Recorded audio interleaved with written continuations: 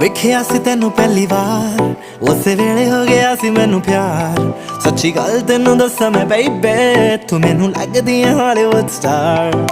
तेरे बिना दिल मेरा लगे नाना, तेरे बिना और कोई दिसे नाना।